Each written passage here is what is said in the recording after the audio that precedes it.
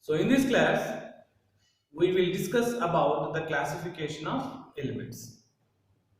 What is the necessity of classification of elements? Why we have to classify the elements?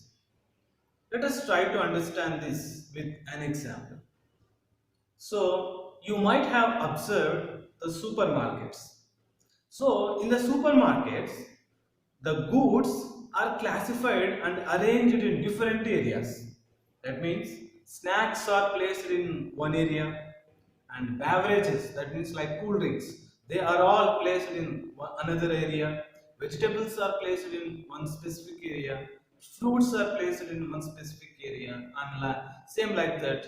Groceries also placed in one specific area. Like that, the goods inside the supermarket are classified in different areas and they have been arranged like that. If we arrange like that, it is very easy for that to pick up the specified object in the supermarket. Same like that, if we arrange all the elements in a specific manner, it is very easy to identify the elements and it is very easy to know the properties of that element. And now let us try to understand how the classification has started. Actually, in the ancient history, the classification of elements has been started around 15th or 16th century.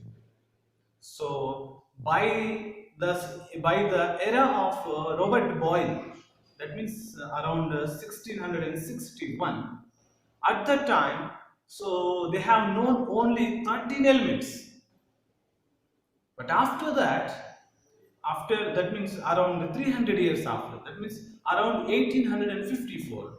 In 1854, they have known about 63 elements.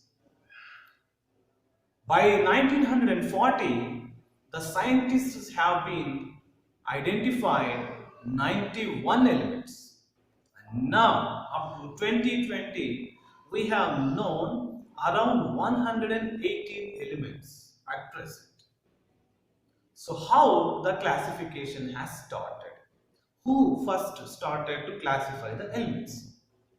So the first person who tried to classify the elements is Mr. Lavoisier. So Lavoisier tried to classify the elements. So he classified all elements into two groups. That means metals and non-metals. So all elements available at the time, he has been classified into two groups, metals and non-metals. What is the criteria for this classification? So he has chosen some qualities of metals. So in the ninth class, you might have discussed about these qualities. That means hardness, malleability. So these are the qualities he chosen to classify the elements. On the basis of hardness, malleability, ductility, on the basis of these qualities, Lavoisier classified elements into metals and non-metals. But this is not a proper way of classification. That's why, after few years, Mr. Daubernier, he classified the elements available at the time. How he classified the elements? He had made groups of elements. That means in each group he has been classified three elements. That means he made groups of three elements each. What is the criteria in this classification? So according to Daubernier, in these triads, so these groups are called as triads because three elements have been placed in one group. That's why these groups are called as triads.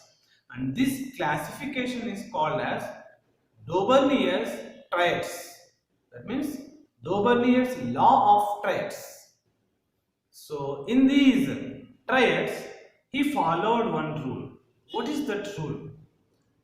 So in these three elements, the average of the atomic weight of the first and third element is equals to the atomic weight of the middle element. How it is possible? Let us try to take few examples to understand this. So here is one example of Dobrnier's triad. So in this triad, the three elements are lithium, sodium and potassium. So these three made a triad by Dobrnier: lithium, sodium, potassium. So the atomic number of lithium is the atomic weight of lithium is 7 and atomic weight of sodium element is 23 and the atomic weight of potassium is 39. So what is the rule here? The average atomic weight of first element and third element. So first element atomic weight is 7, third element's atomic weight is 39. Average of these two is 23. So this is equals to the atomic weight of the middle element. So this is the rule followed by Dobrnier. That means the average atomic weights of first and third elements, it must be almost equal to the atomic weight of the middle element. Let us take few more examples. Let us take another example to understand the Dobrnier's law of triads. The second example is chlorine, bromine, iodine.